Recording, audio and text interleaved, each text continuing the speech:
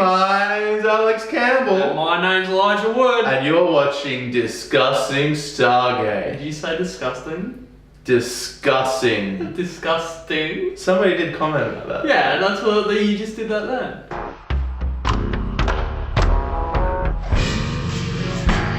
Discussing. You need to fucking sort your shit out. No, that's it. Review's over. I can't fucking articulate words. I have severe You brain can damage. articulate though. I can articulate, but not discussing. Discussing.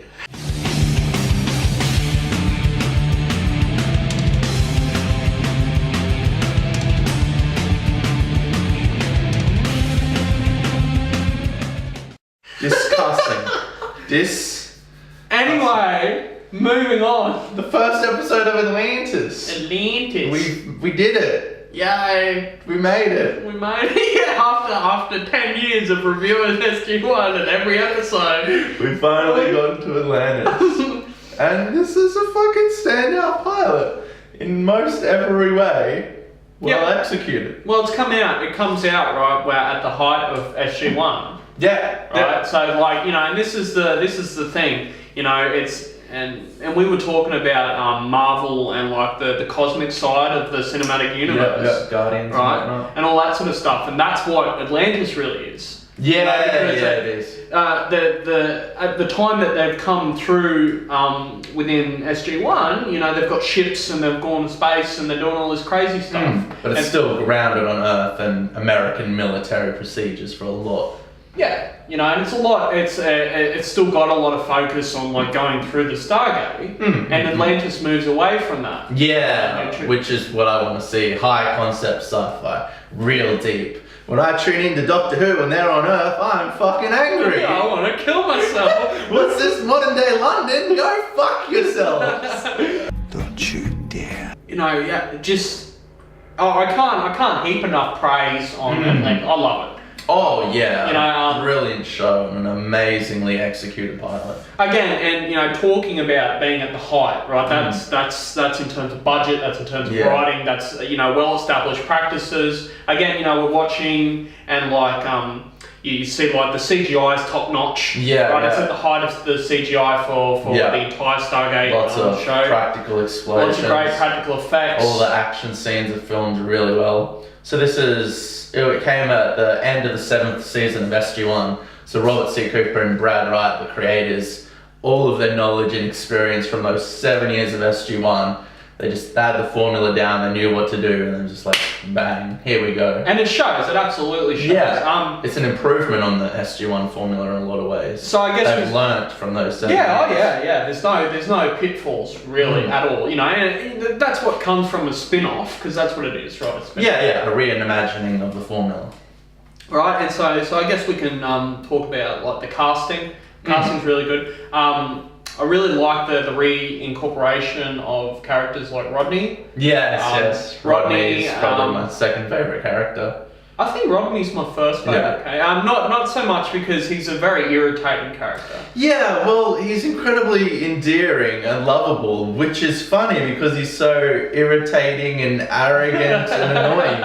And the way they managed to pull off that character dynamic it's a bit perplexing to me. I don't know quite how that functions, but it does. Well, I've got a soft spot for actors who can pull off annoying, aggravating characters. Yeah, still be lovable. Yes. Well, you know, it's just it's good. It's a good portrayal of that character. Yeah. And, you know, Rodney was always a highlight with the dynamic between him and Samantha. in SG1. Yeah, it really was. And so the reincorporation of him into Atlantis was a good decision for the science mouthpiece. Yeah, right? Absolutely. Yeah. Which he ends up becoming, I guess, like, smarter.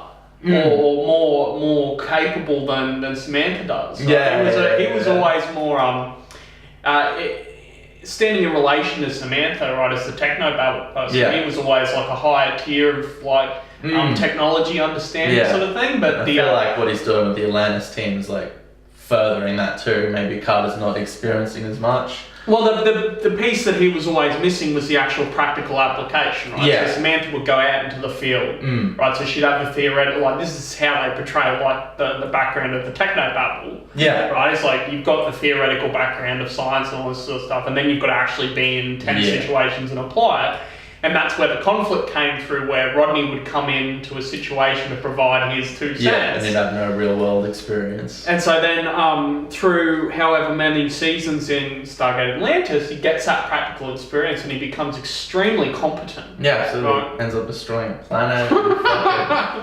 Yeah, it becomes like superhuman fucking scale of competent, really. Yeah. I have since determined that it generates its enormous power from vacuum energy derived from a self-contained region of subspace-time. That was a waste of a perfectly good explanation.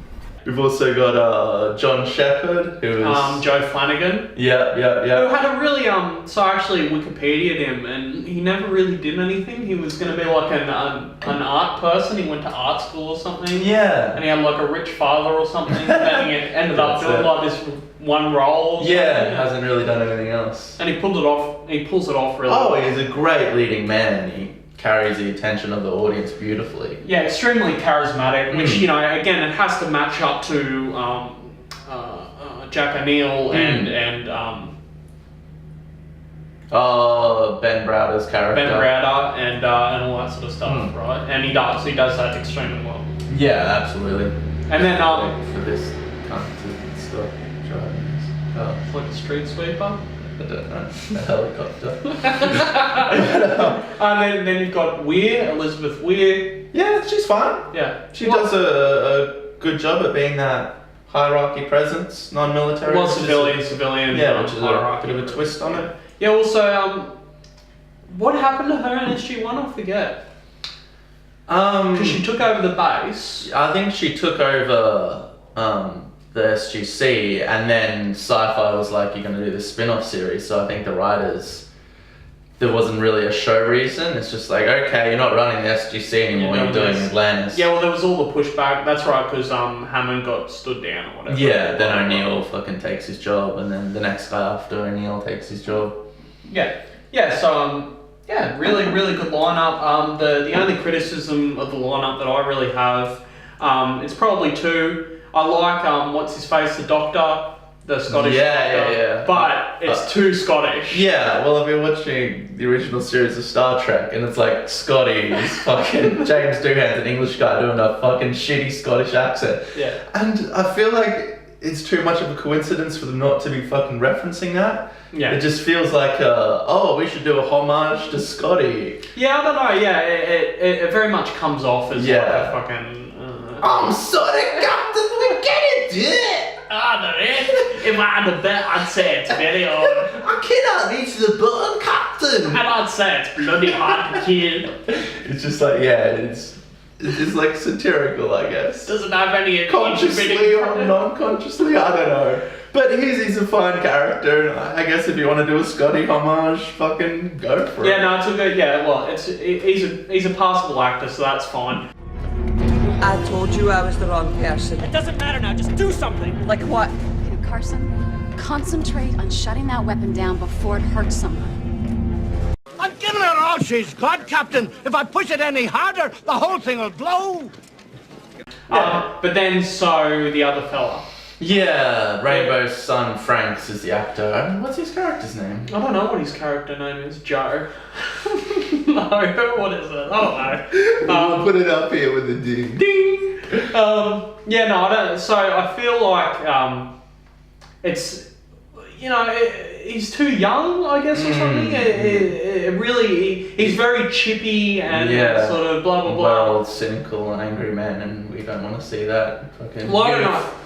I guess, and this will come into it later in the season and stuff, right? The youngness aspect of it.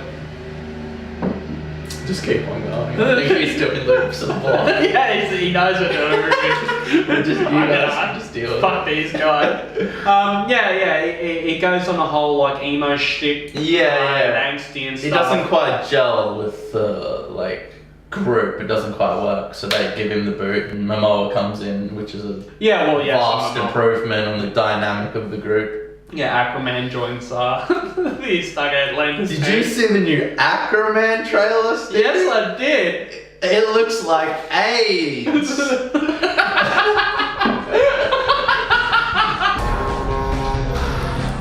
They made me what I am.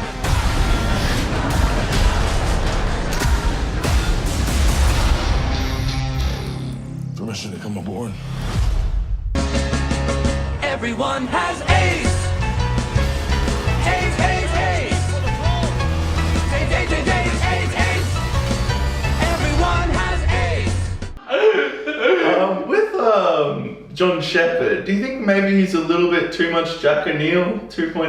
Yeah, well, so he overplays his mannerisms are overplayed to a little bit. Yeah. Right? So he's got the little quips and he's got the little things and he sort of does, does like the facial things and little pauses just and like stuff. Richard Dean Anderson. I feel like maybe they could have taken more of a risk and done a different type of character. Well, they did that. Feels too similar. They did that with Ben Browder. Yeah, that's true. He doesn't have the over O'Neill humour. Yeah, I think certainly you can look at it and say, well, okay, yeah, you know, he's very much he's got a template that he's working from, right, in terms of his mannerisms, and it's a bit sort of overemphasized. Yeah, but it comes off well. I like the character. He's a good leading man. He's a good leading man. Over there.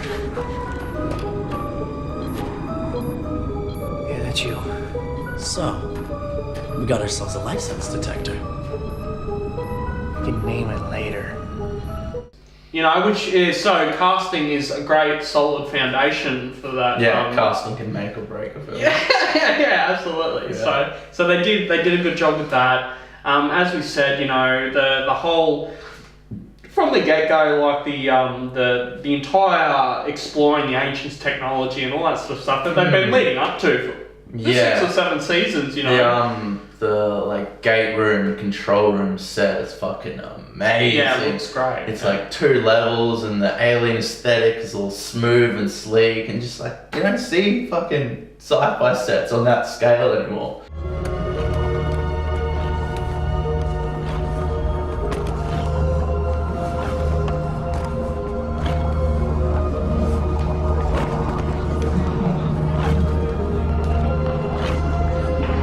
That whole setup would have cost a lot of money to build. A shitload of money. And they utilise it really well. Yeah, it's obviously been built to like, ideally to get cameras in there and film around, and the 2 levels and everything, and all the plexiglass so you can shoot through it. It's, just... Well, so, and you know, again, it's like a unified aesthetic. Right, and it's just so seamless. Yeah. The entire like introduction to the technology and all this sort of stuff. And it's like, it's kind of familiar things that we've seen before, right? But then it's, again, lifting the veil on all that sort of stuff, right? Everything from, you know, they redesigned like the Stargate, they redesigned the wormhole effect, they've got the cool force shield and like the control panel dialing the everything's just like tweaked really nicely, really, again, it really emphasises the great aspects of Stargate when they ended up going with it, right, and the expertise that they developed over time. Yeah.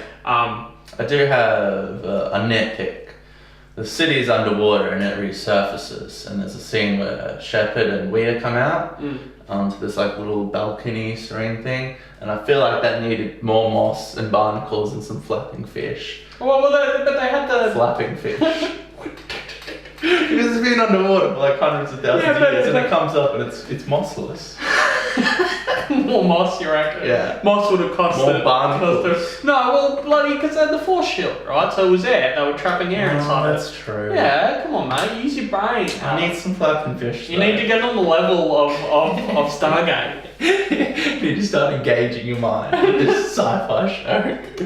I can't do this if you're not going to take this seriously, mate. Flapping fish. Because the force field went down and the city's coming up. A fish could have got caught on there. I mean, maybe the flapping fish would have undermined that conversation completely. Because that was a serious conversation about the plan. They also have to flapping fish. They have to turn the effects of like the sound effects of the flapping fish so it's loud at the actual conversation.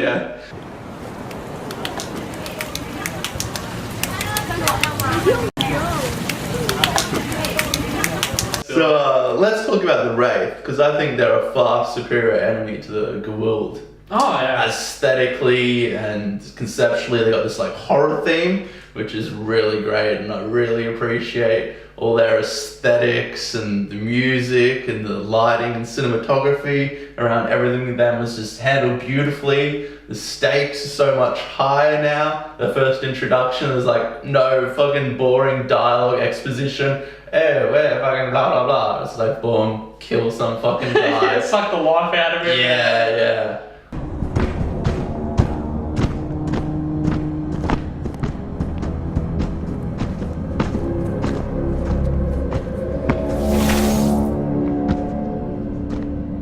Colonel Marshall Sumner.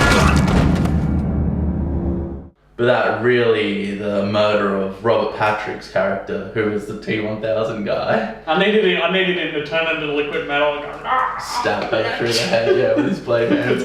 Yeah, the killing of that guy just really sets the stakes for this whole adventure. It's like, here we are in Atlantis. Holy shit! Brutal murder! Spaceman parts! This is what you're dealing with now. This is your enemy, and they're fucking full on. Yeah, brutal as fuck. I mean, the whole concept of everything, right? So the entire like color grading and color palette for the entire series is different. It's a lot dulcet tones, and a lot duller.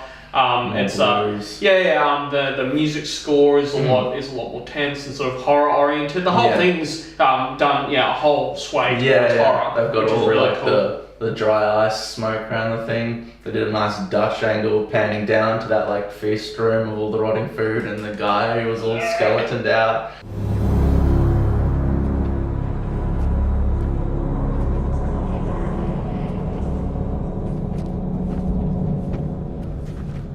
So yeah, just really well. And lots of gross stuff as well. It's a lot of sort of body horror stuff. The whole, again, the unified concept of the Wraith and everything aesthetically and as you said conceptually and everything it's just great. A beautiful execution too.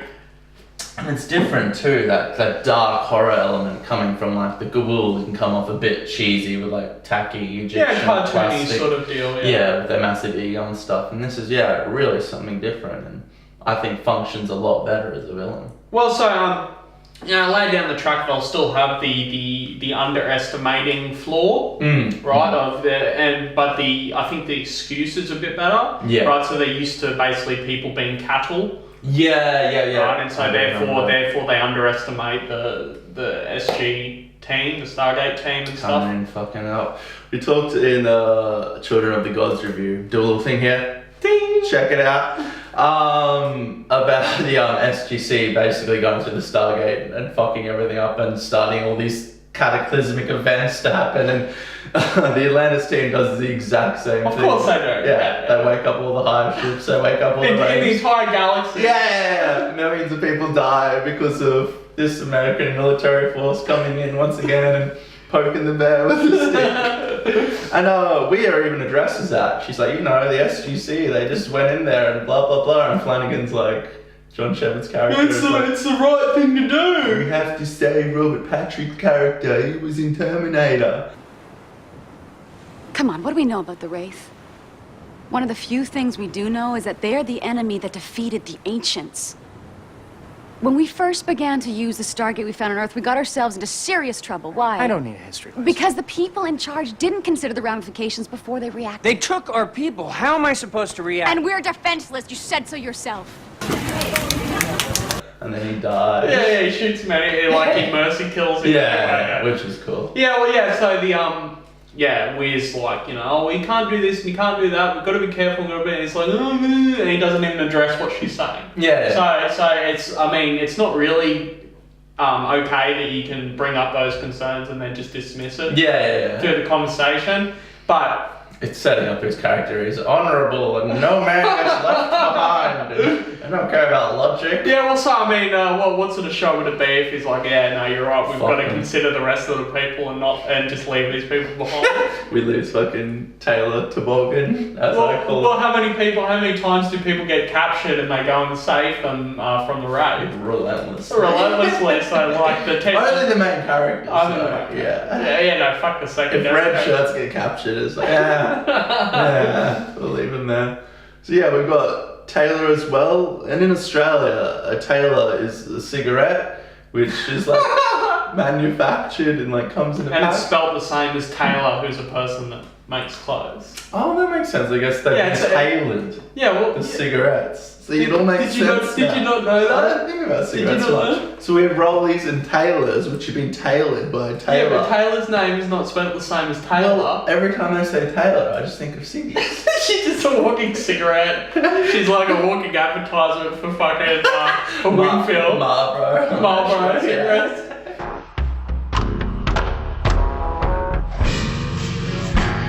She's smoking in every scene. Camel cigarettes. Yeah, no, we should definitely do that. She's got cigarettes everywhere. Horrible horse voice. What do you think, Taylor? Yeah, I gotta fuck him. And what's her last name? It sounds like Toboggan. Taylor Toboggan. I think it's Toboggan or something. Taylor Toboggan. I don't think it's Toboggan. But all I think is cigarette Toboggan.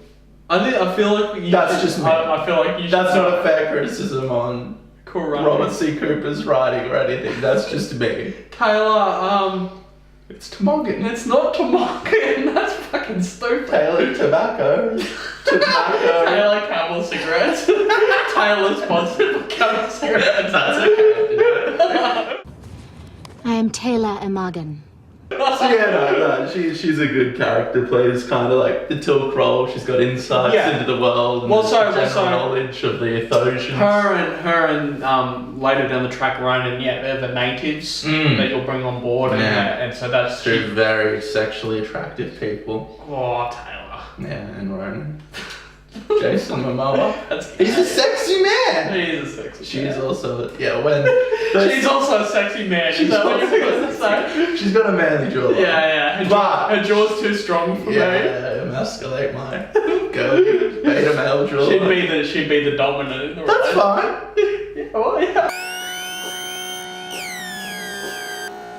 Scenes where her midsection and midriff is out. It's just like she's fit as fuck for sure. Yeah.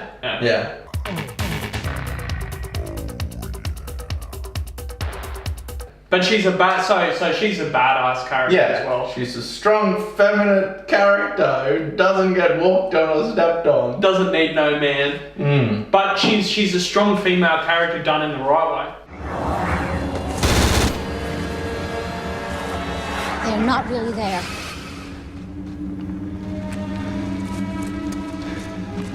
Do not trust your eyes. The Wraith can make you see things that are not there. We must hurry. You're killing me, Alex.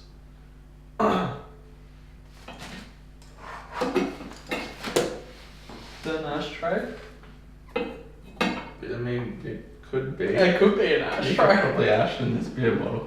Probably ash in this in Tom's brain. But it's an ashtray. I don't know. I think it's the cup. No. It's an ashtray. Do you see everything around you? Everything's an ashtray. If you die before me, I'm gonna have that on your tombstone. The world is my ashtray. Stephen Wilson. The scope and the scale is much larger in Atlantis rather than SG-1, especially to begin with if you take the pilot. So the later seasons, the scale of SG-1 becomes the scale it builds, and which allows them to intercede a lot, which is really cool. Yeah.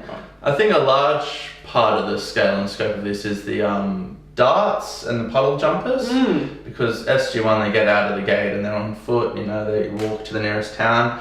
This, they have like space battles and stuff already, the darts are flying around, the puddle jumpers can take them to some other place. The darts, like the MacGuffin sort of thing is the darts will pick someone up and take them away. Right? And so that is a great reason to say, let's go fucking on the other side of the galaxy or something. That's true. The sound design for them is brilliant too, the sound. Again, it's part of the conceptual thing, and it's really horrifying.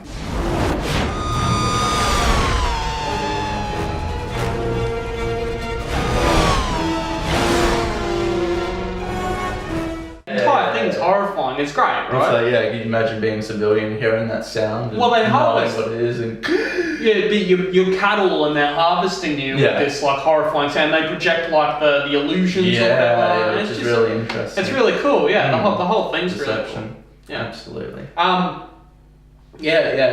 They've got that. There's lots and lots of organic, natural reasons for them to go outside of it, and like even the Stargate being in high orbit around the planet, where they go to rescue everybody. They go underwater in the puddle jumpers too, and everywhere. Yeah, and the puddle jumpers are great, which again they introduced that ages ago. It must have been in season 5, I think they introduced that. And they're really cool.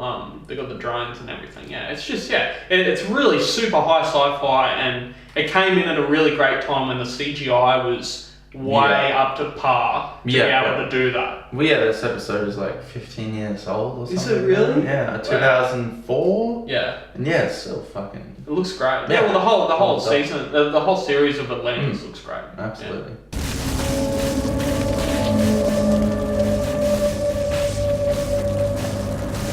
In conclusion, the more adulty tone, the cinematography, the actors they picked, the execution, the action scenes, costume, cinematography, everything is just at a really high level. And I think that's because Robert C. Cooper and Brad Wright had 7 years of experience on SG-1, and they were just able to smash out this, tweak all the things that they didn't think quite worked, and just make an amazing pilot. Well, assumably it was they brought a lot of people, right? That they'd worked with for a long time. It was basically the Stargate team, which I think season 7 and 8 of SG-1 actually starts to suffer because maybe they took a few too many people from that. I think it was late season 6 and then all the way through season 7. Yeah, so they would have been working on Atlantis, a year before it came out or 2 years before it came out or whatever. So from memory, my last rewatch, I remember a bit of a dip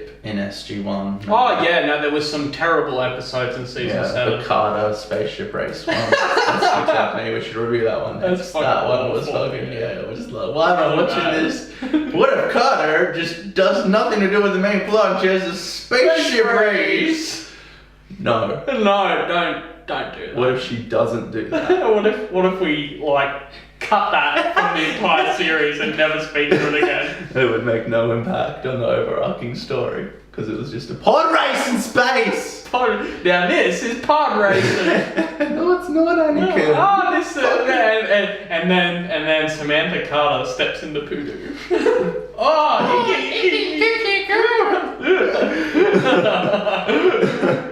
That's funny. I always look forward to watching Stargate Atlantis. It really is great. Tonally a lot darker and adulty, and I think you could definitely make the argument that it's a superior show to SG-1. I think it really encapsulates the best things about SG-1 or Stargate.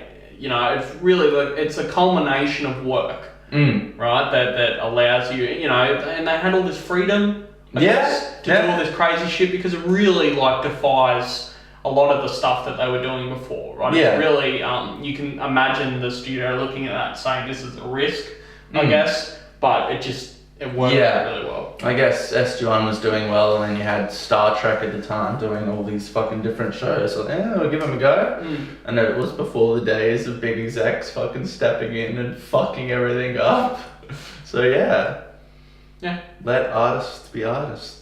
No, let's never do that again. It's too late. They've already made their fucking bed. Movies are dead. Media is dead. Just kill Music is dead. Stargate is the only thing left.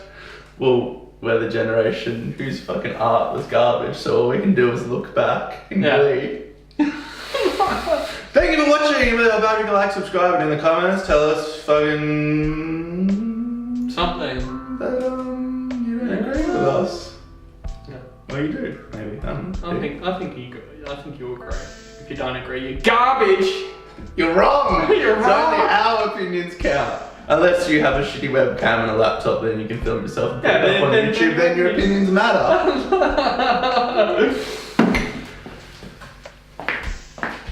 Beautiful.